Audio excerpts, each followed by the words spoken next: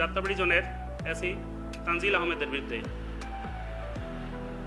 আপনারা জানেন ঢাকা শহরের সবচেয়ে একটি বড় ম্যাসাকার হয়েছে এই যাত্রাবাড়ি এলাকাতে, এবং এসি তানজিল আহমেদ সরাসরি পার্সোনাল উপস্থিত থেকে সেখানে নির্দেশনা দিয়েছেন।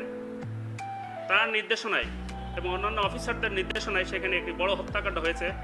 ইমাম হোসেন তাইম, আপনারা জানেন ইমাম হোসেন তাইম সেও একজন পুলিশের ছেলে। তাকে জাকির হোসেন তৎকালীন তদন্ত যাত্রাবাড়ি থানা সরাসরি তাকে গুলি করেছে, এবং স্পটেই এই তানজিল আহমেদ সেখানে উপস্থিত ছিল। সেই মামলায় তানজিল আহমেদকে গ্রেপ্তার করা হয়, এবং আমরা আজকে আমাদের এই ট্রাইব্যুনালের মামলায় তাকে প্রোডাকশন ওয়ারেন্ট মূলে গ্রেপ্তার দেখানোর আবেদন করেছিলাম। ট্রাইব্যুনাল সেটাও মঞ্জুর করেছেন। একই তারিখ তাকে আগামী অর্থাৎ 20/1/2025 তারিখে তাকে হাজির করার নির্দেশনা দিয়েছেন।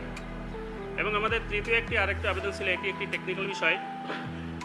আপনারা জানেন বিভিন্ন ভয়েস রেকর্ডিং যেগুলো ফ্ল্যাশ হয়ে যাচ্ছে, এগুলো অথেন্টিকেসি প্রমাণ করার জন্য আমরা এনটিএমসি থেকে, ন্যাশনাল টেলিকমিউনিকেশন মনিটরিং সেন্টার থেকে যে ভয়েস ক্লিপিংগুলো নিয়েছি, এগুলো যাচাই করার জন্য আমরা সিআইডির প্রতি একটা নির্দেশনা ট্রাইব্যুনালে চেয়েছিলাম। ট্রাইব্যুনাল সেটাও আমাদের মঞ্জুর করেছেন। আবার বিষয় এটাই।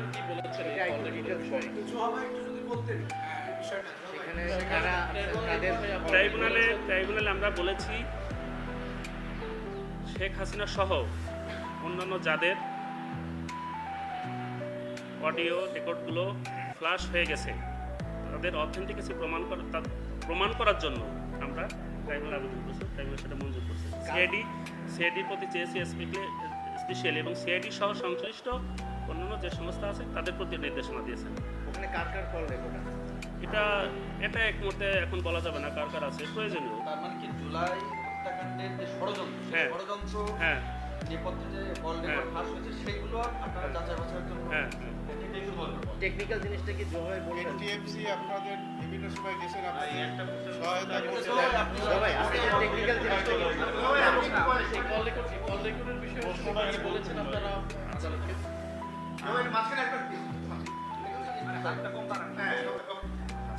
আমরা বিভিন্ন জায়গায় বিভিন্ন অনলাইন ফোরামে অনেক রকমের ভয়েস রেকর্ড পাচ্ছি, এবং যে ভয়েস রেকর্ডগুলোর সূত্র, জিও লোকেশন এবং কণ্ঠের টোন এবং ইউনিকনেস, যেটাকে আমরা ডিএনএ বলি, সেগুলো সঠিক কিনা কিংবা সাবেক প্রধানমন্ত্রীর ভয়েস কিনা, এই সংশ্লিষ্ট বিষয়ে আমরা কোর্টে নির্দেশনা চেয়েছি। আমাদের সিআইডির যে বিশেষায়িত ফরেন্সিক ল্যাব আছে, সেই ফরেন্সিক ল্যাবের তথ্যপাত্র যাতে এখানে প্রেরিত হয়।